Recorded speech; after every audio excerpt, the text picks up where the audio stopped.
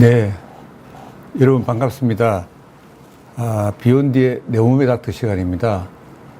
저는 대한임상순환의학회 회장을 맡고 있는 유재신내과 유재춘입니다. 제가 2년 전에 경동맥 초음파로 무엇을 알 수 있나 라는 강의로 여러분을 찾아뵈었는데요. 그 이후에 많은 분들께서 그러면 경동맥 초음파 후에 어떻게 치료를 해야 되는에 대한 궁금증을 굉장히 많이 주셨습니다. 그래서 오늘은 제가 여러분들과 함께 경동맥 초음파 검사 후에 최고의 치료법은 이라는 제목으로 여러분들과 만나서 이야기도 하고 또 질문도 나중에 강의 다 끝나고 난 뒤에 질문도 몇 가지 받아보도록 하겠습니다. 여러분 잘 아시다시피 경동맥 초음파라는 것은 비침습적으로 초음파를 이용하여 경동맥의 구조적 이상을 평가하는 검사 기법이죠. 그래서 B 모드를 이용해서 경동맥의 플라크 또 경동맥 내중막 두께를 측정해서 우리 전신 혈관에 있는 동맥의 벽에 내벽의 내막이라 그러죠. 동맥벽의 죽상 동맥 경화 정도가 어느 정도인지 그걸 평가해서 심혈관 위험도를 평가하는 거고요. 또 도플러를 이용해서 국소적으로 얼마나 경동맥이 좁아져 있는가, 협착이라 그러죠. 좁아져 있는데 어디에 좁아져 있고 어느 정도인가 그걸 파악하는 게 이제 경동맥 초음파라 그렇게 이해를 하시면 될 것 같습니다. 그래서 이런 경동맥 초음파가 그러면 과연 심혈관 위험도를 예측할 수 있는가? 거기에 대해서 많은 연구들이 있었습니다. 그래서 여러 가지 연구들을 분석을 해봤더니 경동맥 내중막 두께라, IMT라 그러죠. 내중막 두께가 0.1mm 증가할 때마다 심근경색이 발생할 위험이 10%에서 15% 증가하고 뇌졸중의 위험이 13 내지 13% 증가한다. 이렇게 이제 보고가 되었습니다. 그러면 우리가 이러한 IMT가 두꺼워져 있는 환자들을 우리가 치료를 했을 때 과연 그게 효과가 있는가? 거기에 대해서 굉장히 논란이 많았습니다. 그러니까 몇십 년 동안 계속 논란이 많았는데 최근에 2020년도에 최근에 발표된 논문을 보면은 약 한 10만 명, 거의 119개죠. 연구를 갖다 분석을 했는데요. 해봤더니 고혈압 약제, 또 지질 강화제, 당뇨병 치료제 등 이런 모든 약제를 가지고 IMT를 줄인 치료를 해봤더니 IMT 내중막 두께가 연간 10 마이크로미터 감소할 때마다 심혈관 위험이 9% 유의하게 감소한다는 거죠. 그 결론은 IMT를 치료하면은 애후에 도움이 된다는 겁니다. 그죠? 그래서 2020년도 서큘레이션 저널에 발표가 됐었고요. 이 IMT보다 더 중요한 게 오늘 제가 굉장히 강조하고 싶은 게 결국 경동맥 죽상 경화 반인데 플라크라 그러죠. 플라크라 그러는데 이 반인데 내중막 두께와 별개로 중막 두께와 더불어서 이 경화반이 있고 없고에 따라서 간상동맥 질환의 위험도를 외치하는 게 다르다는 겁니다. 이 밑에 그림을 보시면은 그냥 단순하게 내막만 중막만 두꺼워져 있는 경우보다 그게 플라크가 있을 경우에는 훨씬 더 위험도가 높다는 거죠. 그래서 우리가 경동맥 초음파를 할 때 여러분들 보통 결과지를 가지고 저한테 많이 오시는데 몇 밀리입니다. 이게 중요한 게 아니에요. 오늘 이 강의를 들으시면 몇 밀리가 중요한 게 아니라 플락이 어떻게 생겼느냐, 어떤 형태인가 하는 게 그게 중요합니다. 그래서 그걸 꼭 이해를 하셔야 되고요. 이러한 경동맥 플라크는 위치에 관계없이 어디에 있든 총경동맥에 있든 벌브에 팽대부라 그러죠. 팽대부에 있든 인터널 카로티드 아트리에 있든 어디에 있든 간에 뇌졸중 뇌경색과 위험을 증가시킨다고 보고되고 있습니다. 특히 당뇨병이 있으신 분들은 반드시 경동맥 초음파를 한 번은 해보는 게 좋습니다. 왜냐? 경동맥이 50% 이상 좁아진 정상이 없는 당뇨병 환자 중에 21%만 12년 관찰했을 때 생존하는데 만약에 당뇨병이 없고 경동맥의 죽상 경화가 50% 미만의 환자는 거의 62%가 생존하는 거예요. 이 정도로 생존율이 굉장히 차이가 난다는 거죠. 그 말을 인즉슨 당뇨병이 있으실 때는 경동맥 초음파를 해서 경동맥에 병변이 있는가를 확인을 하고 그게 만약에 병변이 있다 그러면 좀 더 적극적으로 여러 가지 심혈관 위험 인자들을 관리를 해야 된다는 겁니다.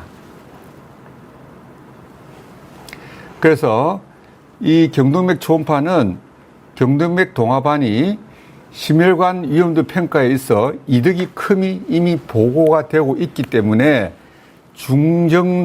중정도의 심혈관계 사건 위험도를 가는 환자에게서는 위험도를 재분류할 때 그런 방법으로 고려해 볼 수 있다라고 우리가 2020년도 대한민국 지질동맥경화학회에서 이상지질혈증 진료지침 5판을 냈습니다. 거기에 이제 고시가 되어 있고요. 유럽 심장학회에서도 이 경동맥 초음파는 도움이 된다. 2A 리스크를 리스크를 평가할 때 도움이 된다. 2A로 되어 있고 우리가 요즘 많이 하고 있는 간상동맥 CT, 칼슘 스카는 오히려 2B죠, 그죠? 고려해 볼 수도 있다지만 경동맥 초음파는 2A로 약간 한 단계 높습니다, 그죠? 그렇기 때문에 경동맥 초음파는 유용하다는 거고요. 특히 우리 코로나 시대 때 중요한 그 가이드라인이 발표가 됐죠. 작년에 2023 유럽 심장학 고혈압학회에서 이제 진료 지침을 발표했는데 거기에도 보시면은 경동맥 초음파를 해서 경동맥 플락이 있으면은 이것은 이미 고혈압에 의한 장기 손상이 있다라고 하이퍼텐전 메디에이티드 오간 데미지라고 거기에 포함을 시켰고요.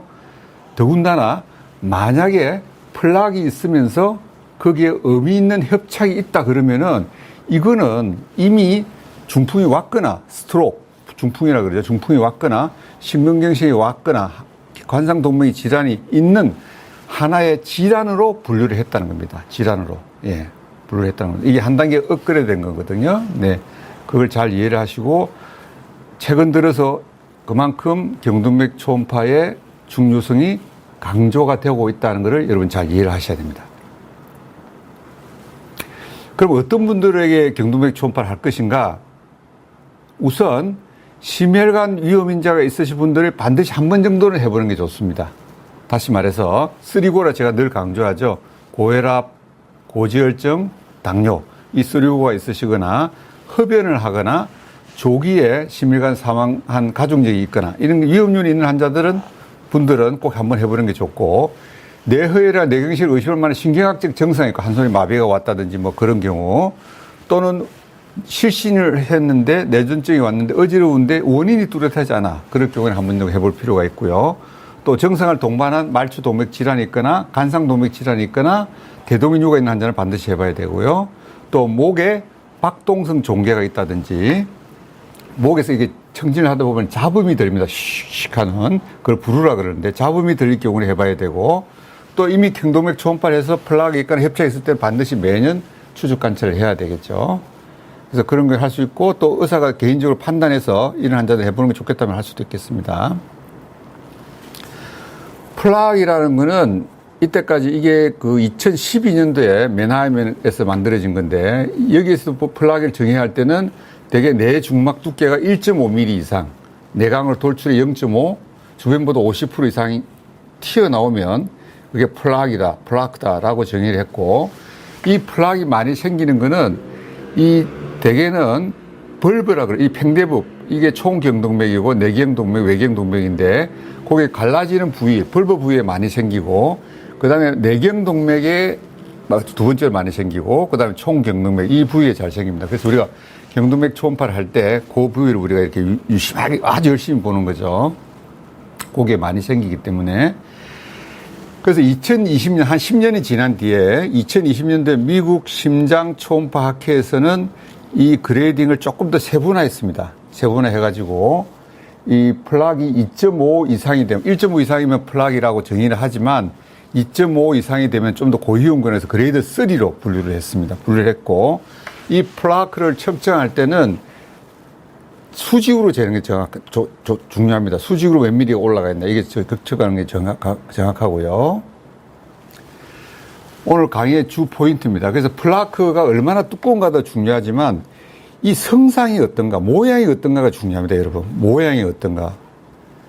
스무드한가, 이 표면이, 플라크의 표면이 스무드한가, 불규칙한가. 우리가 위궤양처럼 쑥 파진 거 있죠. 궤양이라는 게 쑥 파진 거라 그러잖아요. 그것처럼 표면에 이렇게 궤양이 있는지. 그 다음에 내부 성상이 호모지니스, 균질하냐, 비균질하냐. 이게 중요합니다. 이게 중요하고, 또 에코가 초음파를 봤을 때 그 에코가 떨어져 있는지, 같은지, 높은지, 이것도 중요합니다. 왜 중요한지는 이제 조금 이따 제가 말씀을 드리겠습니다. 이걸 이제 이렇게 호모지니스하다, 균질한 에코를 보일 수가 있고요. 이런 경우는 이제 헤테로지니스하죠. 그래서 이게 비균질적인데, 이럴 경우 성상이, 플라크 성상이 이럴 때는 이런 환자들이 중풍이 잘 온다는 거예요. 중풍이, 정상이 잘 온다는 겁니다. 그리고 이렇게 스무드한 것보다는 이렇게 일레귤라, 울퉁불퉁할 때, 이럴 때 뭔가가 잘 떨어져 나가겠죠. 그죠? 그래서 이런 경우에 풍이 잘 올 수 있기 때문에 이런 경우에 안 좋다는, 그거는 이미 연구가 되어 있어요. 이미 2006년도에 연구를 했더니 스무드한 것보다는 설페이스가 불규칙할 때, 일레귤할 때 뇌졸중의 빈도가 훨씬 더 올라가죠. 이렇게 불규칙할 때 더 올라간다는 게 이미 증명이 되어 있습니다. 여러분, 동맥경화라는 거는 최근에 비운 데서 많은 강의를 했지만 간단하게 제가 말씀을 드리겠습니다. 동맥경화반이 어떻게 생기냐? 동맥경화반이라는 거는 항상 쓰리고가 납니다. 우리가 쓰리고, 고혈압, 고지혈증, 당뇨, 이런 담배 흡연도 들어갑니다. 그런 거로 인해서 위험인자로 인해 가지고 이 혈관의 내벽이라 그럽니다. 내막이라 그럽니다. 내막에 있는 세포들이 손상을 받아요. 그게 되면, 손상을 받게 되면 여기 틈이 벌어지게 됩니다. 그러면 그 속으로 뭐가 들어오냐? 쉽게 말하면 지단백이라 그러는데, 이거 여러분 쉽게 그냥 콜레스테롤을 생각하게 됩니다. 크기가 작은 80나노미터 이하가 되는 작은 것들이 그 혈관, 세포 사이를 뚫고 들어올 수가 있거든요. 그래서 그 놈들이, 콜레스테롤이 들어오고, 내막으로 들어오고, 그 다음에 단핵구가 같이 따라 들어옵니다. 단핵구가 따라 들어오면 이 단핵구가 이 콜레스테롤을 포식을 해요. 포식을 하게 되면은 점점 커지겠죠? 그래서 이렇게 이 그림을 보이시죠? 이렇게 점점 이렇게 쌓이게 됩니다. 이게 차곡차곡 쌓이면 이게 이제 좁아지는 거죠. 이게 동맥경화반, 플라크라는 겁니다. 잘 이해가 되시는지 모르겠습니다. 그런데 오늘 제가 강조드리고 싶은 거는 이 플라크도 두 가지 종류가 있다는 거예요. 안정형이 있고 불안정형이 있다는 겁니다. 안정형은 별 문제가 되지가 않아요. 불안정형이 문제가, 그게 이제 취약하다, 벌러너벌하다라고 이야기하는데, 이 취약 동맥경화반이 중요한 이유는 이게 있으면 여러 가지 사건이 잘 생긴다는 거예요. 이게 왜 잘 생기는 건 좀 이따 말씀을 드리겠습니다. 그래서 불안정한 병동은 이 코어가 지질이 많이 들어가 있기 때문에 이 개사된 코어가 크고 많고요. 두께가 얇아요. 200마이크로미터 미만으로 현미경적으로 보면은 얇고 얇은 캡이 되어 있기 때문에 이게 얇으니까 터지기가 쉽겠죠. 파열이 되기 쉽단 말입니다. 그래서 이게 파열이 되면은 심장혈관, 오늘 여러분들 그 개념을 가셔야 되는 게 경동맥이나 심장동맥은 같다는 걸 이렇게 같은 개념이라는 걸 생각하셔야 돼요. 같은 혈관이라고 생각하시면 됩니다. 크기가 물론 다르지만 내벽에 생기는 변화는 같다는 거예요, 여러분. 그래서 우리가 이게 같이 간다는 겁니다. 그래서 이게 불안정하게 되면은 이게 결국 터지게 되면은 심장의 혈관이 터지게 되면 뭐가 되죠? 심근경색증이 되는 거죠. 뇌에 오면은 막히게 되면 뇌경색이 오는 거고 그렇게 되는 겁니다. 그래서 이런 불안정 플라크가 있는 경우가 이게 잘 터질 수 있기 때문에 이거를 우리가 초음파를 발견하는 게 굉장히 중요하겠죠. 그걸 발견하면은 치료를 하면 되거든요. 그래서 그게 중요하다는 거고, 안정형이라는 거는 반대 개념입니다. 좀 더 두껍고, 경화반이 두껍고 200마이크로 이상 두껍고, 그 다음에 지질이 코어가 별로 없고, 그런 거니까 좀 안정된 거죠. 안정된 거. 그렇게 이해를 하시면 되겠습니다. 그래서 우리가 이런 거는 이미 경동맥 협착증 환자들 수술을 하거든요. 경동맥 절제술이라고 해서 수술을 하게 되는데, 아테렉토라는 거 수술을 하게 되는데, 그걸 스페시멘을 받아가지고 760개를 분석을 해봤어요. 이 사람들이 있으니까. 그걸 분석을 해봤더니, 이러한 플락이, 불안정한 플락이 있는 환자에게서 의미 있게 이런 신경학적 증상이 생겼다는 거예요. 풍이 잘 왔다는 거예요. 이미 이거는 연구가 되어 있습니다. 되어 있고, 특히 중요한 거는 여러분, 특히 중요한 거는 그러한 플라크 내에 출혈이 있다. 아까 에코가 중요하다 그랬잖아요. 그런 에코가 저에코인 게 이게 혈액이거든요. 거기에 플라크 내에 출혈이 있는 거는 이게 굉장히 위험한 거예요. 이게 있으면은 뇌졸중과 간상동맥 질환에 이게 연구를 해봤더니 그 동맥경화반 안에 출혈이 있는 사람은 뇌졸중이 없는 사람에 비해 더 잘하고 또 간상동맥 전혀 관계없잖아요. 제가 말씀드렸죠. 경동맥하고 심장, 혈관, 간상동맥은 같은 개념으로 생각해야 된다고. 관계가 없잖아요. 경동맥에서 동맥경화반에서 출혈이 있었는데 그런 환자가 심근경색이나 협심증이 더 많이 생겼다는 거예요. 같은 개념이라는 겁니다. 그래서 우리가 이렇게 동맥경화반, 플라크의 취약성이 중요한데 왜 중요하냐면 크기라든지 두께라든지 얼마나 좁나 이거보다 더 중요한 거는 그 구성이 뭐가 되었느냐, 안에 뭐가 있느냐, 그게 더 중요하다는 겁니다. 그 개념을 여러분 잘 이해하셔야 돼요. 이건 이미 MRI를 해가지고도 다 봤습니다. 이게 혈액이 있으면 이렇게 하얗게 보이거든요. 이런 환자들이 풍이 잘 왔다는 거예요. 역시 급성으로 뇌길조한 환자들 봤더니 복잡한 플라크가 있는 사람, 어떤 사람이라고 했죠? 아까 궤양이 있거나 불규칙하거나 출혈이 있는 이런 사람들은 추적 관찰했을 때 재발이 잘 된단 말이에요. 풍이 더 잘 온단 말이에요. 그렇기 때문에 우리가 좀 더 그런 환자들은 적극적으로 치료를 해야 되겠죠. 그 다음에 우리가 그러니까 취약하다. 플라크가, 동맥경화반의 플라크가 취약하다는 거는 출혈이 잘 생기고 있고 안에 코어가 풍부하고 막이 얇은 상태인데 거기에 이제 우리가 칼슘에 대해서 역할에 대해서 아직 논란이 많습니다. 칼슘이 있으면은 요즘 우리가 코로나 CT 많이 하잖아요. 거기서 칼슘 수가 이야기를 많이 하시는데 칼슘에 대해서는 아직 논란이 많습니다. 이게 어떤 연구에서는 일부 저자들은 칼슘이 많으면은 그런 심뇌혈관 사건이 많이 생기더라 긍정적인 관계를 보이는 반면에 일부 다른 저자들은 칼슘이 많으면 오히려 더 안정돼 가지고 잘 안 생기더라 하는 그런 연구도 있습니다.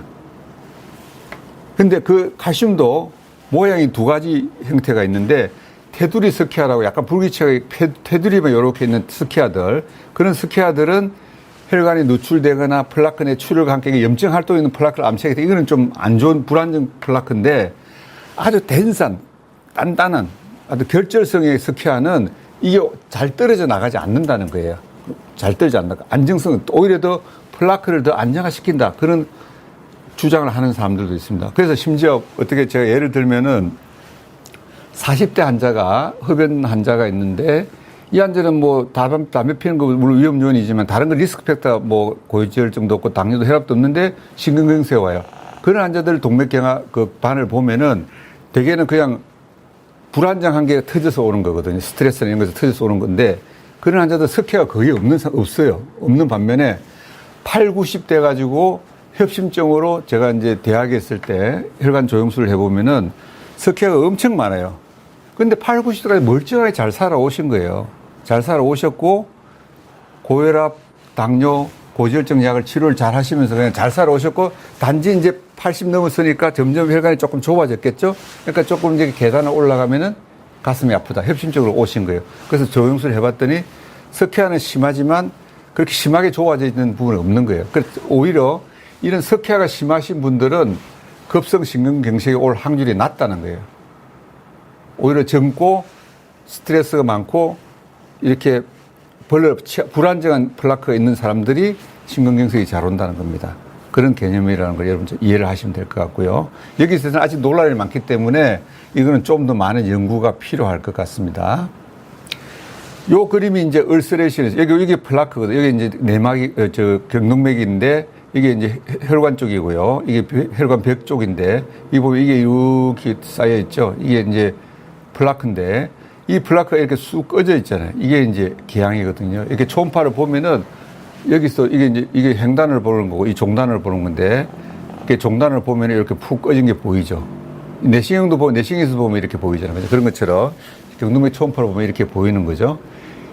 이게 보이면 아, 이 사람은 위험하구나. 이걸 이해를 해야 된다. 왜냐하면 이렇게 개양이 있고 불규칙하면은 취약하다는 벌러럽을 하다 그랬잖아요. 이런 경우는 잘 터지기가 쉽고 출혈이 잘 생기고 여기에 이제 불안정하기 때문에 무슨 사건이 많이 생길 가능성이 많기 때문에 이런 환자들은 스타틴을 열심히 먹여야 되겠죠. 예, 열심히 먹어야 되겠죠. 예, 그래서 이런 궤양이 있는 경우를 잘 발견하는 게 중요하고 더군다나 아까 말씀드렸지만은 이런 플라크 내에 해모리지가 있는 게 굉장히 위험합니다. 이런 플라크 때 까맣게 보이는 해모리지가 있으면은 이는 굉장히 위험한 거예요. 위험한 플라크 때 이런 경우도 우리가 적극적으로 치료하고 이런 환자들은 조금 더 주기적으로 자주 관찰을 해야 돼요. 6개월마다 관찰한다든지 약을 쓰면서 관찰을 해야 될 것 같습니다.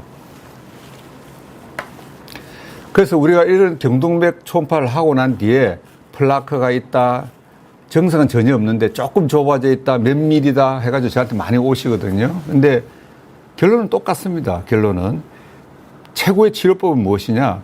두 가지입니다. 두 가지를 이야기할 수 있는데 첫 번째는 앞에 말씀드렸던 그런 동맥경화반이 생길 수 있는 위험 요인을 줄이는 게 제일 중요한 거고요. 최고의 치료법이고요.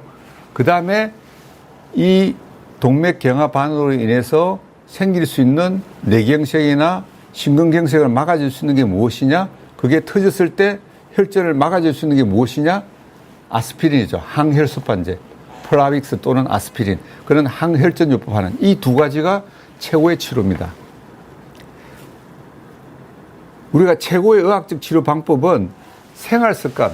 비욘드에서 굉장히 강의 많이 하고 있잖아요. 제가 비욘드를 좋아하는 이유가 그런 것들을 많은 여러분들한테 그런 거 이제 교육하는 게 굉장히 중요하거든요. 우리 진료실에서 그 시간 1, 2분, 5분 진료하면서 그걸 다 설명할 수 없는데 비욘드에 오면은 뭐 다 들을 수 있지 않습니까? 굉장히 제가 비욘드를 옹호하는데요. 그래서 생활습관 관리하는 거 뭐 비만부터 해서 많이 나오니까 잘 보시면 되고 생활습관 관리가 중요하고 스타틴을 필요한 약물 치료를 반드시 해서 심혈관 위험에 당뇨가 있으면 당뇨를 아주 적극적으로 치료해야 되겠죠. 그렇게 하는 게 중요하고 이 경동맥 초음파를 왜 해가지고 뭘 해야 되느냐 목표가 뭐냐면 뇌혈관 사건 물론 경동맥 초음파가 있으니까 초음파로 플락이 있으면 뇌경색이 오겠죠. 그걸 막아주는 것도 중요하지만 그뿐만 아니라 다른 전반적인 심혈관 사건 특히 관상동맥 사건과 관련된 사건 위험을 줄이는 거예요. 우리 결국 사망한 거는 관상동맥 질환으로 사망하잖아요. 콩팥이 나빠도 마찬가지거든요. 그래서 이거를 예방하는 게 중요하다는 걸 여러분 반드시 인식하시기 바랍니다. 그래서 우리가 이러한 그 심혈관 위험 인자를 줄이는 방법은 제가 앞에 뭐 고혈압부터 여러 가지 강의에서 말씀을 드렸지만 금연이 제일 중요합니다. 넘버원 금연. 일단 금연하셔야 돼요. 금연하고 규칙적인 운동, 건강한 식단, 대시부터 여러 가지 다이어트 많습니다. 건강한 식단, 체중 감량, 금주, 당뇨 관리 굉장히 중요해요. 당뇨 관리 중요하고 제일 중요한 거는 플라크 IMT 조금 두꺼울 때 제일 중요한 거는 우선적으로 무조건 스타틴을 먹어야 돼요. 스타틴 치료를 해야 돼요. 지질 강화제를 써야 됩니다. 얼마까지? LDL 콜레스테롤을 70 미만까지 낮춰요. 70 미만까지. 70 미만까지 낮추고 고혈압은 130에 80 환자가 견딜 수 있으면 130까지 고위험으로 낮추는 게 중요하다. 점점 이제 가이드라인이 점점 내려가고 있는 거죠. 지난번에 제가 2024 고혈압 진료 지침 가이드 변화에 대해서 말씀을 드렸습니다. 그래서 일단은 경동맥 초음파를 해서 경동맥에 질환이 있다 그러면은 협착증이 있다 그러면은 이거는 뇌졸중과 동일하게 하이 리스크 고위험군이라는 거예요. 심혈관 질환의 고위험군이라는 걸 이해를 하시고 증상이 없더라도 50% 이상 협착이 진행된 경우에는 심혈관 고위험군으로 분류해서 LDL은 여러분 이제 설명 많이 들었을 겁니다. LDL 콜레스테롤은 70 미만 거리 고입니다. 거리 고 기저치보다 50% 이상 감소시키고 만약 200 콜레스테롤 200이었으면 50% 100까지 이하까지 떨어뜨려야 된다는 거예요. 무슨 말 이해되셨죠? 거리 고입니다. 그렇게 이해를 잘 하셔야 되고 자 그러면은 우리가 이렇게 스타틴을 치료했을 때 선생님 진짜 이게 좋아지나요? 좋아집니다. 그걸 이제 동맥경화반이 아까 이렇게 두꺼워져 있었잖아요. 리그레션, 퇴행이라고 해요. 퇴행. 자, 어떻게 퇴행되느냐? 이렇게 이게 내강이고 이게 동맥경화반인데 이렇게 두꺼워졌던 동맥경화반이 리피드 코어가 많고 얇죠. 얇았던 게 이게 뭐라 그랬죠? 아까 치약 불안정 플라크라 그랬죠. 이런 불안정 플라크가 어떻게 변해요? 스타틴을 계속 잘 먹으면은 이 플라크가 작아져요. 이 안에 콜레스테롤 다 빠져나갔죠. 작아지면서 대신에 벽이 두꺼워지니까 터질 연료가 없겠죠. 동맥경화반 위에 플라크, 콜레스테롤 위에 덮고 있는 경화반이 두꺼워진단 말이에요. 두꺼워져서 안정화가 된단 말이에요. 스타틴을 쓰면은. 실제로 경동맥 초음파를 해보면은 이 환자는 55세 환자인데 스타틴을 쓰고 나서 1년 간격으로 초음파를 쭉 관찰해서 이 보세요. 처음에 이렇게 플락이 많았어요. 이렇게 많았는데 2년 뒤에 어떻게 됐어요? 납작해졌죠. 이렇게 변한다니까요. 이렇게 좋아진다니까요. 그래서 약을 쓰면서 우리가 경동맥 초음파를 해보면은 이렇게 플락이 리그레션 되는 거를 우리가 볼 수가 있는 겁니다. 여러분, 이 그림을 반드시 명심해야 돼요. 왜 콜레스테롤을 먹어야 되냐? 왜 스타틴을 써야 되냐? 많은 질문들 하시는데 여기 이 슬라이드에 답이 있습니다. 이렇게 먹는 거예요. 일단은 혈관이 우리가 장수의 비결은 혈관의 내막을 튼튼하게 하는 겁니다. 고혈압은 중막이에요. 네? 내막을 튼튼하게 하는 거는 결국은 콜레스테롤 약밖에 없는 거예요. 콜레스테롤 약밖에, 스타틴밖에 없는 겁니다. 그 다음에 우리가 항혈소판제를 쓰는 이유는 아까도 말씀드렸지만은 직접적으로 여기에 플락이 있고 기항이 있고 얼서레이션이 있고 출혈이 있으면은 이놈이 혈소판에 붙어가지고 떨어져 나가겠죠. 그걸 막아주려면 혈소판이 못 붙게 하는 게 항혈소판제잖아요. 그래서 아스피린을 쓰는 거예요. 아스피린 못 먹는 사람들은 플라빅스라는 약이 있습니다. 플라빅스, 클로피도그렐이라고 그러죠. 그 약을 쓰는 겁니다. 그래서 그거를 써서 일단은 경동맥 초음파로 발견된 플락을 이거로 인해서 생길 수 있는 뇌졸중을 막아주고 더 중요한 거는 이게 있다는 거는 이미 경동맥에 여기 있다는 거는 심장의 간상동맥에도 문제가 있을 수 있고 신동맥, 대동맥에 다 문제가 있을 수 있다는 거예요. 이미 이건 연구가 되어 있습니다. 이미 문제가 될 수 있기 때문에 이걸 어떻게 막아줘? 이것도 역시 똑같은 치료예요. 똑같은 치료.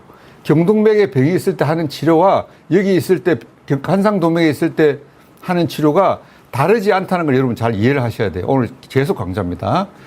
여기에 있으면 이게 또 있는 거예요. 이거를 치료하면 이것도 치료가 된다는 거예요. 치료가 된다는 겁니다. 그래서 다른 심혈관 유혈, 결국 우리가 심근경색으로 사망하는데 이걸 막아준다는 거예요.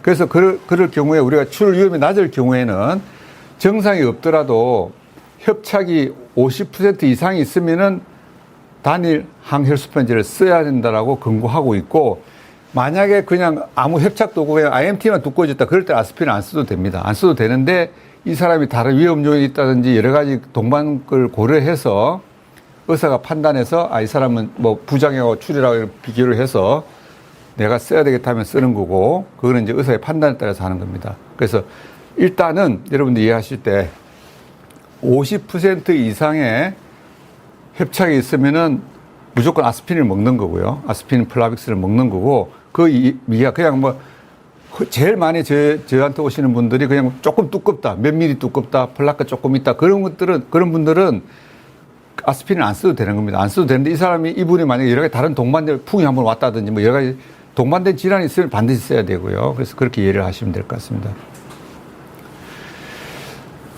그래서 이 경동맥 초음파 후에 최적의 치료법을 잘 이해를 하시려면은 결국은 심장대사의학이라는 걸 이해를 하셔야 돼요. 이게 굉장히 중요한 포인트입니다.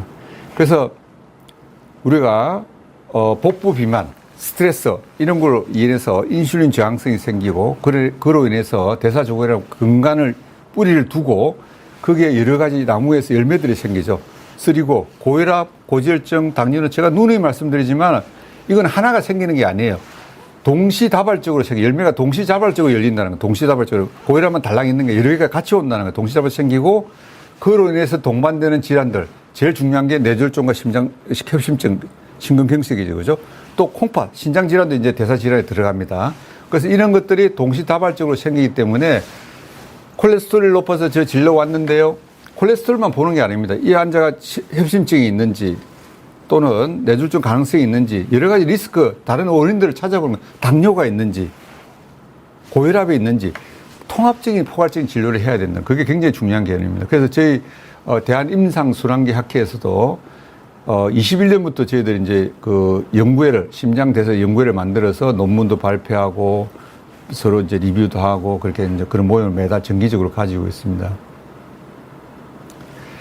그 다음에 이제 너무 심하게 좁아져가지고 이거를 수술을 해야 되는 거나 스텐트를 해야 되나 그런 경우가 있는데 그거는 결국은 협착의 심한 정도에 따라서 적응증이 되겠죠. 그래서 현재까지 연구들이 굉장히 논란이 많았습니다. 얼마 몇 프로 할까 막 논란이 많았는데 현재까지 정리를 해드리면은 정상이 있는 경동맥 협착증 환자는 70%가 넘으면은 뭔가를 해줘야 된다. 스텐트를 넣든 내막 절제술을 하든 엔도 아테렉tom이라 그러거든요. 내막을 잘라내든 수술을 하든 스텐트를 자골 동맥으로 해가지고 이렇게 대퇴 동맥으로 해가지고 이렇게 넣어가지고 스텐트를 넣는 거 있죠. 스텐트를 넣거나 그런 걸 하게 된다는 거고 만약에 그 두 개를 어떻게 뭐 스텐트를 할 것인가 이걸 할 거는 이제 의사가 환자의 상황에 따라서 판단을 하겠죠. 하는 거고 그 다음에 정상이 있는데 50%가 이상으로 좁다. 그러면 고려해 볼 수도 있다. 의사의 판단에 따라서. 그 다음에 정상이 없는데 60%면은 그것도 역시 고려해 볼 수도 있다. 그렇게 이해를 해 보시면 되고. 그러면 경동맥 초음파를 한번 했는데 언제 몇 년마다 하는 게 좋습니까? 질문 많이 하시죠. 그래서 만약에 플라크만 있고 IMT만 조금 두꺼운데 1년 이상 추적, 1년마다 매번 하는 거는 그건 적절하지 않다고 되어 있습니다. 근데 만약에 플라크가 불안정, 아까 말씀드렸잖아요. 불안정 플라크가 있다. 얼스레이션이 있다. 안에 해머리지 있다. 이런 경우는 6개월마다, 1년마다 주기적으로 해야죠. 약을 쓰면서 아까 제가 환자 케이스를 보여줬잖아요.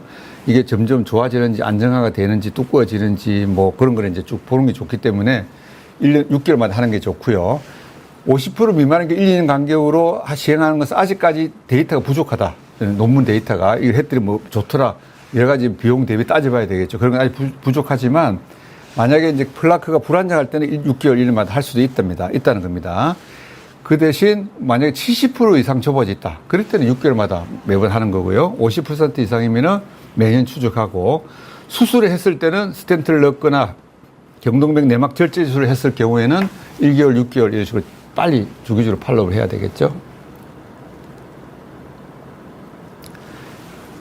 그래서 오늘 강의를 요약을 해드리면요. 결국 경동맥 초음파 검사를 검진해서 많이들 하지 않습니까? 거기서 하고 나서 뭔가 발견됐다, 두껍다, 플라크가 있다. 그럴 때 뭘 해야 될까? 우선 제일 좋은 거는 본인이 갖고 있는 심혈관 위험 요인을 한번 분석을 해보는 겁니다. 내가 당뇨가 있나? 당이 높나? 고혈압이 있나? 콜레스테롤이 높나? 담배를 피나? 체중이 비만한가? 가족력이 있는가? 그런 거 이제 따져보는 거죠. 따져봐서 일단 그 위험 요인이 있으면은 본인 스스로가 알잖아요. 그거부터 일단 해결하는 게 제일 중요합니다. 최고의 치료입니다. 최고의 치료고 거기서 더 중요한 거는 스타틴. 스타틴만 유일하게 동맥경화반을 안정화시킨다. 아까 사진 보여줬잖아요. 그림 보여줬잖아요. 그죠? 그래서 스타틴을 드셔야 된다는 겁니다. 드셔야 되고 그 다음에 50% 이상 협착이 있거나 그 다음에 플라크가 얼스레이션, 궤양이 있거나 출혈이 있거나 불안정할 때는 아스피린을 쓰는 게 좋습니다. 아스피린을 쓰는 게 좋고 흡혈하시는 분들은 반드시 금연을 하셔야 됩니다. 금연을 하셔야 되고 규칙적인 운동, 대시 다이어트, 체중 감량, 금주, 당뇨 관리, 그 다음에 LDL 70 미만 아까 말씀드렸고 고혈압은 130에 80 그렇게 하셔야 되고 50% 이상 정상이 없는 경동맥 협착증 환자는 건기증이 없는 한 아스피린 항혈소판제를 써야 된다는 거고 70% 이상이 있고 정상이 있으면은 그때는 뭔가를 해줘야 된다. 경동맥 내막 절제술이나 스텐트를 해야 된다. 이거는 이제 의사 선생님하고 상의를 하시면 될 것 같습니다.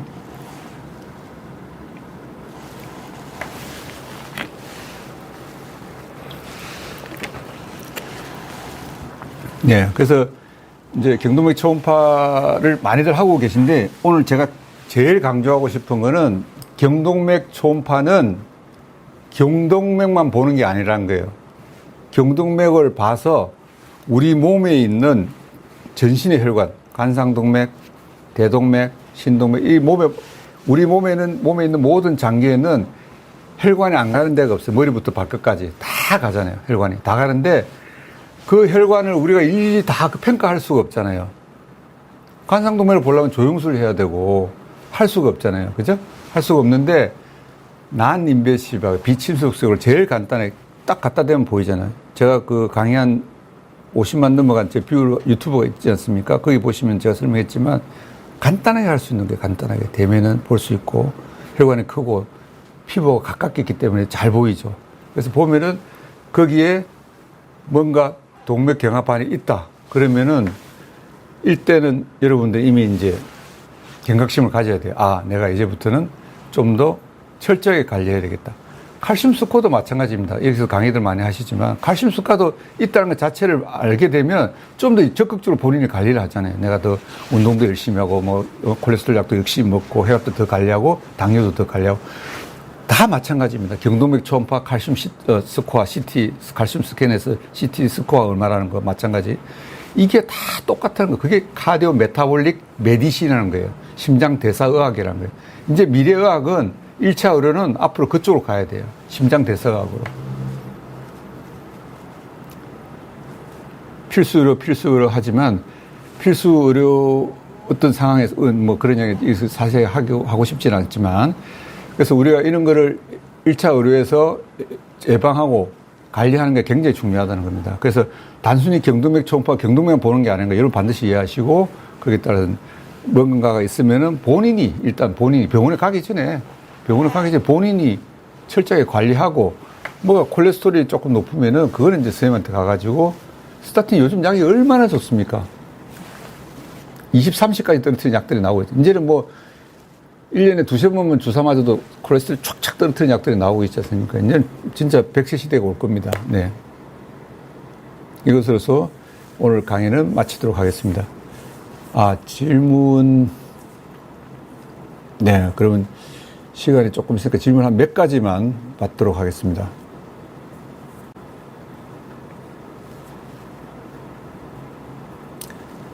가정력도 있고 당뇨병도 있는 55세 남성 당뇨 콜레스테롤 혈압약 복용 중입니다. 칼슘 스코어는 49가 나왔습니다. 칼슘 스코어가 300 이상이 되면 무엇을 해야 할까요? 자, 칼슘 스코어가 300 이상이 되면 일단은 지금 이제 현재 당뇨 콜레스테롤 혈압약 3고가 다 있으시네요. 그죠? 그래서 칼슘 스코어가 아마 300이 나왔을 겁니다. 나왔을 건데 일단은 제일 중요한 게 당뇨 관리를 잘해야 되고요. 콜레스테롤 LDL을 적어도 이분 같은 경우 50 이하로 낮추는 게 좋을 것 같습니다. 50 이하로. 더 고위험군을 생각하고 50 이하로 낮추고요. 혈압도 조금 더 130, 80 이하로 더 스트릭트하게 낮추는 게 좋겠습니다. 당뇨도 A1C 레벨이 어느 정도인지 제가 모르겠지만 6.5 이하로 더 낮추는 게 더 중요하고요. 여기다가 이분 같은 경우는 55세신데 아스피린을 먹는 게 좋을 것 같습니다. 300 우리가 100 칼슘 수가 100 이상이 되면은 아스피린을 써야 안 써야 논란도 있긴 하지만 아스피린을 쓰는 게 좋을 것 같습니다. 당뇨도 있고 콜레스테롤도 있고 3고가 있으시니까요. 어머니 남동생이 스텐트 수술 받았어요. 예, 그러니까 가족력도 있잖아요. 그러니까 이분은 특히 오늘 제 강의가 도움이 많이 됐을 거로 믿습니다. 믿는데 이게 본인이 하시는 게 중요하다. 의지가 중요합니다. 지금 연세부터 적극적으로 관리하시면은 스텐트 안 넣을 수도 있습니다. 네. 열심히 약 드시고 3고를 잘 관리하시면 오늘 나왔잖아요. 심혈관 위험 요인을 잘 관리하시는 게 중요합니다.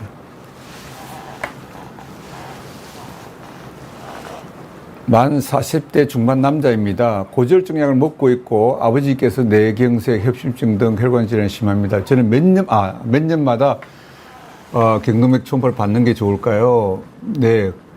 일단 1년 먼저 우선 해보시고요. 처음 두꺼워져 있으면은 아까 말씀드렸지만은 플라크의 모양에 따라서 플라크가 조금 불안정하거나 그럴 경우에는 되게 6개월 이내로 추적하는 게 좋고요. 매년 하실 필요는 없습니다. 매년 하실 필요가 두껍지 않고 IMC도 그렇게 두껍지 않다 그러면은 매년 하실 필요는 없을 것 같습니다. 뭐 2년에 한 번 정도 하시는 건 좋은데 아직까지 거기에 대해서 결론이 난 건 없습니다. 이게 몇 년에 해라 금관을 내는 게 없거든요. 왜 그러냐면 이게 아직 연구가 덜 됐기 때문에.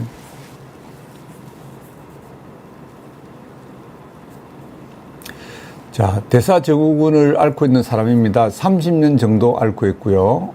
30년 정도. 3년 전에 동맥경화가 있다고 초음파에 나왔습니다. 두께가 2, 이 정도 된다. 추적 검사만 하고 특별한 치료를 하고 있는데, 이거 좋습니다. 추적 검사만 하고 특별한 치료를 하지 않으면 안 되고요. 그 2mm 정도 두껍다 그러면은 이미 플락이 있는 거니까 스타틴을 써야죠. 고지혈증 약을 쓰시는 게 좋습니다.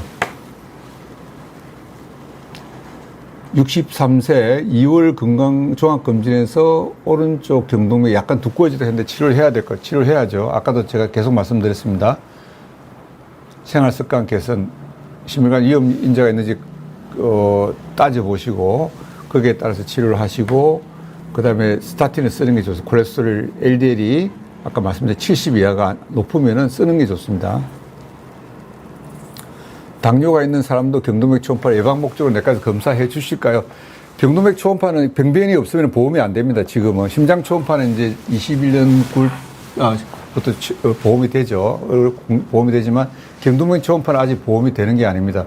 병변이 있을 경우에 협착에 있어서 만약에 수술해서 빨려받는 그럴 경우에 보험이 되는 건데 당뇨병은 뭐 본인 검진 목적으로는 충분히 다 해주죠. 네.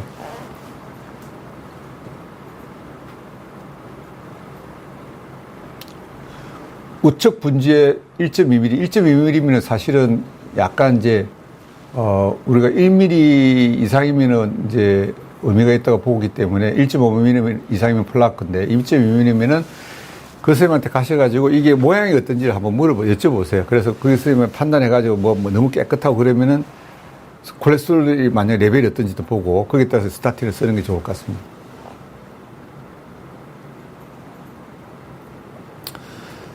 총 콜레스테롤 300이라고 약 처방한 지가 3개월이 되었습니다. 리바로를 처방해 주셨는데 스타틴하고 다른 약으로 리바로도 스타틴입니다. 스타틴 계열 중에 하나고요. 만약에 3개월 됐으면 아마 다시 혈액 검사를 한번 하셔가지고 만약에 떨어지지 않으면은 요즘 복합제가 굉장히 많습니다. 리바로 젯이라는 것도 에제티미브가 굉장히 좋은 약이거든요. 저는 개인적으로 생각할 때. 그래서 스타틴이나 약제를 더블링 하는 것보다, 뭐, 리바로 2mm 먹다가 4mm, 뭐, 스타틴 같은 경우 10mm 먹다가, 아트로바 같은 거 먹다가 20을 올리다 40을 이렇게 하는 것보다는 그 10mm나 2mm 이런 것보다 거기다 에제티미브를 애드하는 게 같은 효과를 내거든요. 부작용도 줄이고.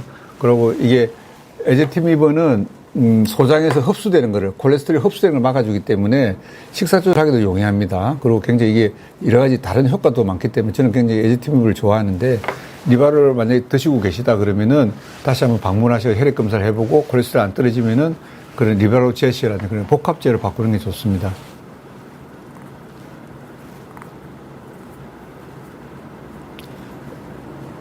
네, 특별한 질문이 없으시면은 오늘은 너무 시간이 토요일 오후고 해서 오늘 이것으로 마치도록 하겠습니다. 네, 감사합니다.